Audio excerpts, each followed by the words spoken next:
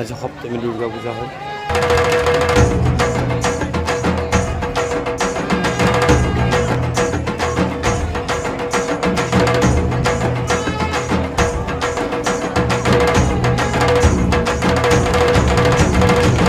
এতিয়া আমি ভিতৰ ভাগলৈকে গৈ চাম।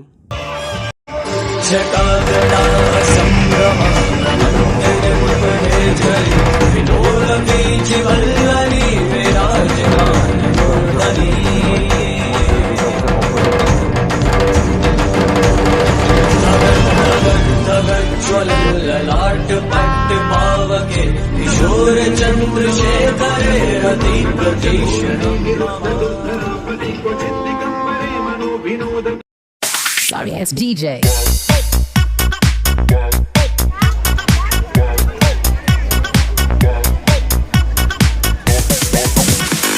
বিজ্ঞানীৰ নেৰা নেপেৰা প্ৰচেষ্টাত চন্দ্ৰযান ৩ৰ আৰম্ভ হ'ল যাত্ৰা।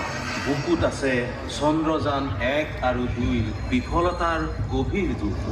তথাপি চন্দ্ৰযান ৩ক লৈ এক নতুন উদ্যম। নাম ৰাখিছে মহাকাশ গৱেষণা সমিতিৰ নেতৃত্ব লোৱা বিক্ৰম ছাৰভাইৰ নামেৰে বিক্ৰম লেণ্ডাৰ।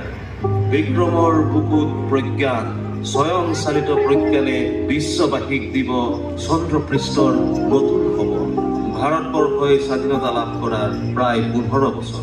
দূৰদৰ্শী প্ৰধানমন্ত্ৰী পণ্ডিত নেহেৰু ১৯৬২ চন ভাৰত চৰকাৰে গঠন কৰিলে মহাকাশ গৱেষণা সমিতি।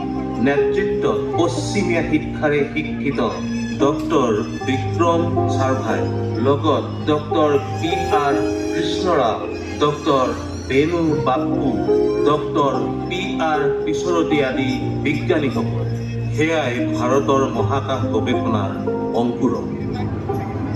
১৯৬৯ চন এই সমিতিখনৰে নাম সলনি কৰি গঠন কৰা হ'ল ভাৰতীয় মহাকাশ গৱেষণা সংস্থা, চমুকৈ ইছৰো। উদ্দেশ্য মহাকাশক লৈ কিবা এটা কৰা। তাকে লৈ দিন ৰাতি একাকাৰ কৰি চলিল পৰীক্ষা নিৰীক্ষা। ৰচিত হৈছিল অন্তহীন সপোন, ছায়ামায়া সপোন, বাস্তৱৰ দিশে ধাৱমান হোৱা সপোন।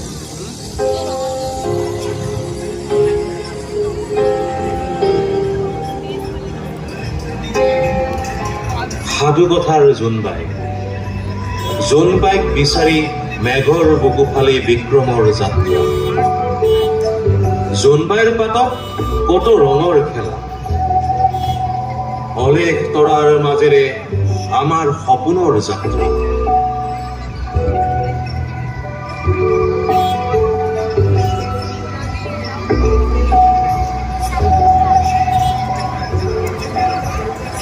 জুলাইত আৰম্ভ হোৱা বিক্ৰমৰ যাত্ৰা ২৩ আগষ্টৰ আবেলি ৬:৩ চন্দ্ৰপৃষ্ঠৰ দক্ষিণ মেৰুত অৱতৰণ কৰোৱা হয়।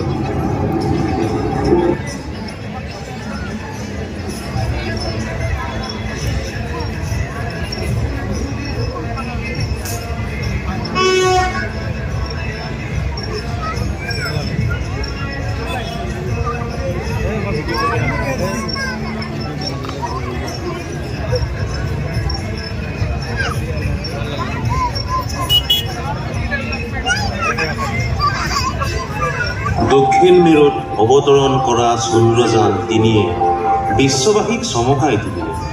কিয়নো চন্দ্ৰযান ৩ দক্ষিণ মেৰুত অৱতৰণ কৰা